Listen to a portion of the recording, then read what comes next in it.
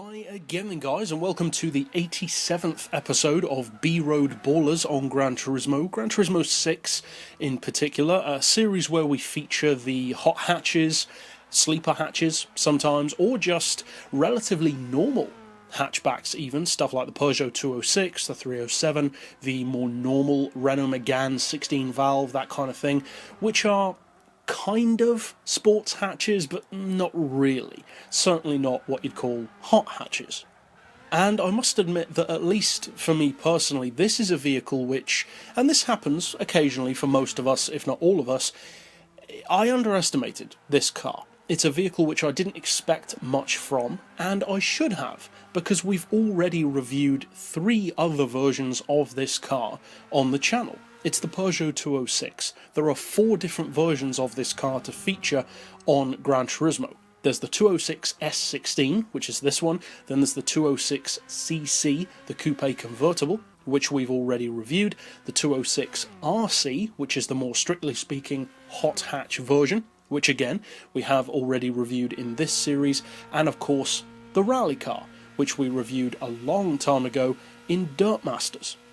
And to be honest, I should have known better than to underestimate this car, because all of those other versions are really good. The 206 rally car is an excellent rally car, the 206RC is a deceptively good hot hatch, and the 206cc is not only a lot lighter than you'd assume it would be, but it's actually a really good, cheap, small, mainstream sports car, and it's actually a lot better than many of the other coupe convertibles such as the 307cc, which are also featured on the game. So I shouldn't have underestimated this car. The reason why I did is because, as good as the CC and the RC versions are, I still don't love them. I don't consider them to be amazing cars. They're pretty good, certainly better than people give them credit for, but at the same time, they're not mind-blowing. And there are quite a few cars like that on Gran Turismo, vehicles which can win races, especially for people who like to try something different, but they're far from leading the pack in any way. This one, I would say, is actually better in some ways than both the open top and the hot hatch versions. It's not better than the rally car, obviously, but it's good in its own way. And one of the reasons why I would say this vehicle is potentially better than the other 2 road-going versions is actually the fact that I did underestimate it. That is the definition of a sleeper car. Now, this particular version is a sleeper. It's the normal 206. You don't expect much of it. People don't really use it that much, and let's face it, people don't really use any of the 206s that much. You don't even see the rally car used as much as many of the other rally cars in the game. Kind of understandably, but still, it does deserve to be used more because it is a pretty good machine. This one, though, is bottom of the barrel. It's the car that most people, if you had to pick a 206, would pick last, myself included. However, now, I would actually choose this probably over both of the other road-going production versions. Not because it's necessarily faster than both of them under all circumstances, but because this car has more of a niche advantage. The other 2 are good, but they're good in a very crowded market.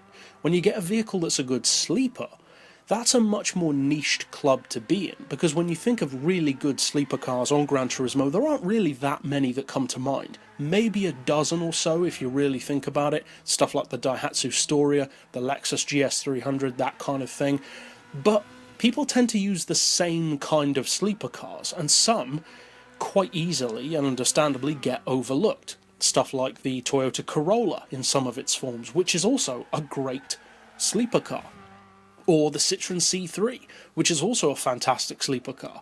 Now, this particular vehicle is cheap-ish. It's not necessarily as affordable as you might expect. You'd probably assume it would be maybe 14, 15 grand. It's actually 23, but that's not ridiculous. It's higher than I would have expected, but it's not insane.